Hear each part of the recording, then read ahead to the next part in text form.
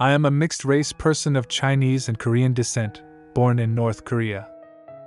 Although I was born there, I have lived in China since I can remember. It wasn't until I was 6 years old that I returned to North Korea, and since then, I have returned almost every year because my grandparents live there. Now, at 28 years old, I can say I am one of the few foreigners who know North Korea relatively well. When we talk about North Korea, it's a country that many people are familiar with. It covers 120,000 square kilometers and has a population of 25 million. North Korea operates a planned economy, the only country in the world that rejects a market economy. As a result, GDP cannot be calculated. Instead, the focus is on gross national income, which was $28 billion last year, with a per capita income of $1,200. When people think of North Korea, what comes to mind? Personally, I first think of the beautiful women of North Korea. Perhaps because my mother is Korean, I consider North Korean women to be among the most beautiful in the world. North Korean girls are renowned for their natural beauty. Unlike the heavily plastic surgery faces seen in South Korea, they maintain a natural appearance with classic East Asian features and large, elegant eyes.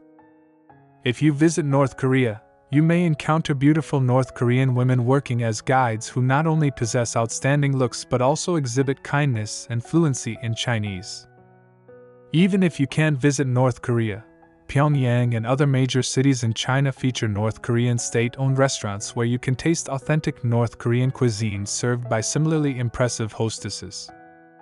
Occasionally, you can enjoy their song and dance performances. However, if you are thinking of marrying a North Korean girl, you might want to reconsider. It's not allowed, except during less strictly controlled times in the past when my father and mother could be together. Otherwise, I might not even exist. Another interesting phenomenon is that almost all North Korean women wear skirts. Trousers are rarely seen. This tradition stems from the first generation of North Korean leadership, who once stated, "Trousers are for men." In response to this directive, North Korean women exclusively wear skirts year-round. Additionally, all North Koreans wear badges featuring the image of their leaders when they go out, distinguishing locals from foreign visitors. Streets are also patrolled by officials with armbands to ensure compliance with regulations. North Korea tightly controls population movement. Outsiders need significant contributions to the country to be allowed to work and live in Pyongyang, which not only gathers the nation's elite but also provides the best living conditions. Education, healthcare, and housing are allocated by the state, and private residences are prohibited, with housing quality determined by social status and contributions to the state. Beyond housing, ordinary North Koreans do not own private cars. Yellow license plates for private cars are rare in North Korea. Most vehicles are state-owned, many from the previous century. How did North Korea come to this? For much of its history, North Korea existed as a vassal state of China. In modern times, it faced challenges from Japan's rise and expansion. From 1910 to 1945, the entire Korean peninsula was under Japanese colonial rule. After World War II, the Soviet Union and the United States took control of North and South Korea, respectively, divided by the 38th parallel. Kim Il-sung established the Democratic People's Republic of Korea in the north, while Syngman re-established the Republic of Korea in the south. In 1950, war broke out in a bid to unify the Korean peninsula. The North Korean People's Army advanced rapidly towards Busan in South Korea. However, the United States intervened to prevent unification, leading the United Nations forces to join the war.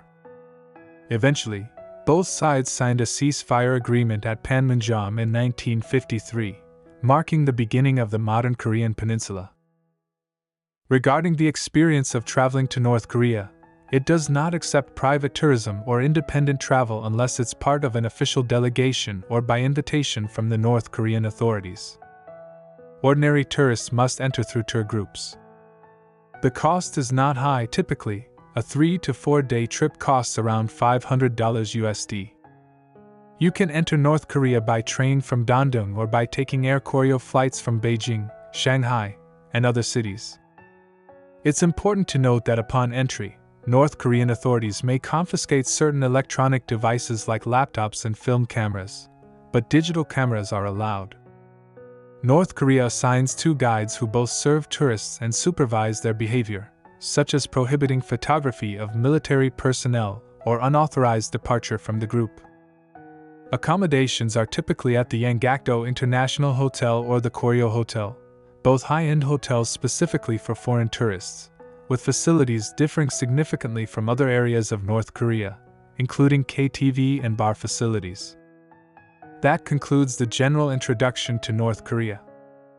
As for the details of my life in North Korea, stories about North Korea that most people don't know, and my predictions for North Korea's future, I need to do more preparation and will elaborate on these topics in detail in the next video.